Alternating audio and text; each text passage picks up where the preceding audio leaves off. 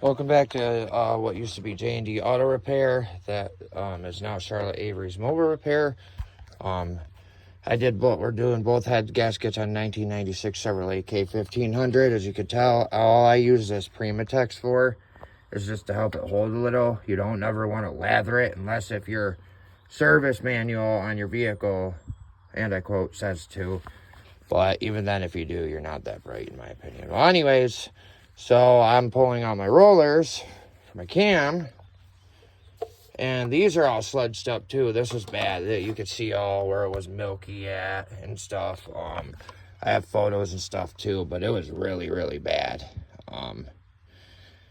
So now I'm going through and pulling each one of these out to clean because it's that bad as well. This is 1996 Chevrolet K1500 5.7 liter V8 spider injected 4-wheel drive Z71 edition, if that makes it, sums it up. Step side too. She's definitely well worth the saving. I'm the third original owner. There's not really that much rust on her for being a New York State truck. I got her at just at 150,000. It was about to break for 400 bucks.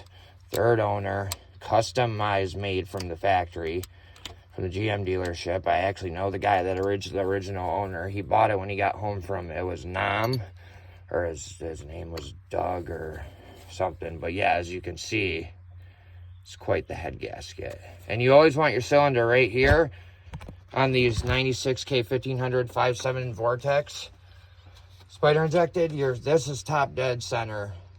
Make sure you do that for your distributor. Because if you don't, you're going to have a fun time getting it back down where it belongs.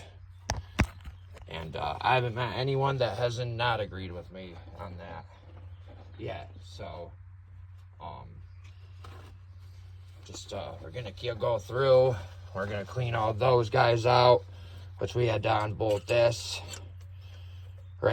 This plate right here. This guy right there that sits, over the top center of it. And then you have to pull these guys off to get your rollers too, by the way. Make sure you don't lose anything. Trust me. Thankfully, parts on these vehicles are fairly cheap. And even for performance ones, like this is something you want to put, a cam and lifter, roller, whatever kit in, and a timing chain kit in. All for under 500 bucks and get up to, just about 400, 500 horsepower, especially if you open up the cold air intake, your Holley throttle body spacer, K&M reel cold air intake, open up your headers, run straight pipes from the cat back like a true dual, like where it's straight on this side, not bend over next to that straight pipe, just run them straight out. Go like this, like at an angle too on these, go like this at the ass end of it. And remember, for long tube headers, remember that's more top end. Short head tuber headers, short tube headers are more for your up and takeoff, like your up and go. So, but yeah, either way, a new set of headers or just cleaning all this out like this will be good. You gotta think this truck is 1996. It's almost 30-year-old truck before it had any major issues with it. It looked like someone attempted to do the head gasket on the passenger side at one point, and they pinched the shit out of it. Let's put it that way. So, yeah. Oh yeah, they're already way better. Look, I can actually rock them back and forth real nice and smooth now, opposed to those, even when I had the plate off that one. Make sure they're lined up how you take them off too. Trust me, if you don't have access to Mitchell Pro Demand, and even sometimes, no offense to them, they're not always accurate. And just see, some of these old motors are the most simplest, but they can be the most difficult. This one has the 4L60E in it, and I'm hoping it's the trainee output speed shaft sensor.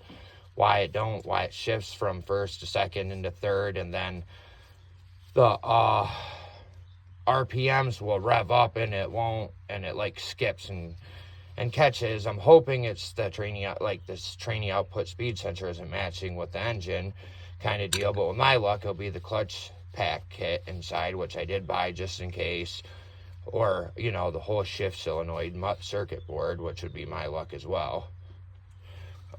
Unfortunately it would. I already know it would. But like I said, we're going through cleaning these rollers out. I have other videos I'll post too for this whole process.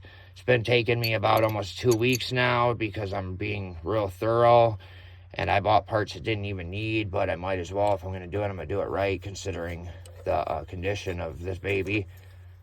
And it being like a family thing to me, because my dad and grandfather and mom and dad's side of the family both had one of these style trucks, which mean a lot to me. Do not cheap out on your head gasket kit for your gaskets and your valve seals. Trust me, because if you cheap out, and get one that's made in America.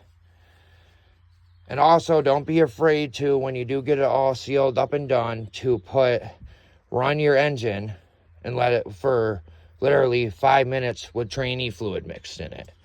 So that way it cleans all that stuff extra out and runs through. By the way, guys, seriously, take my advice for it. Been there, done it. Wouldn't lie to you guys about it at all. So, but yeah, these guys are filthy, man. They are. I gotta find my pick, which I think I actually dropped, which ain't no big deal. Actually, it's sitting right there. I'm a genius.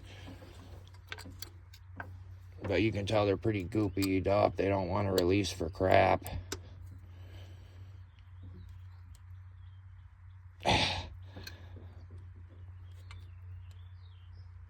Oh, yeah, that one was really gunked up nice. Oh, and make sure that these are moving and there's no high corrosion on your rollers, because these are hydraulic, by the way. So make sure you guys hit that like and subscribe button. But I'm going to go ahead and clean through this so I don't bore you guys to death. But please show love and support. I do the same too. For anyone that subscribes or anything, feel free to drop your comments below, whether they're negative, positive. If you guys have any tips, pointers for me or anyone else in general, or just, you know, come together as a automotive and heavy duty diesel team. You know, we need to come together. We're all out in the same ball field, doing the same pain in the butt job, and you know, it ain't getting any easier with engineers. So make sure you hit that like and subscribe button, please. Thank you for watching Charlotte Avery's Mobile Repair. We repair because we care.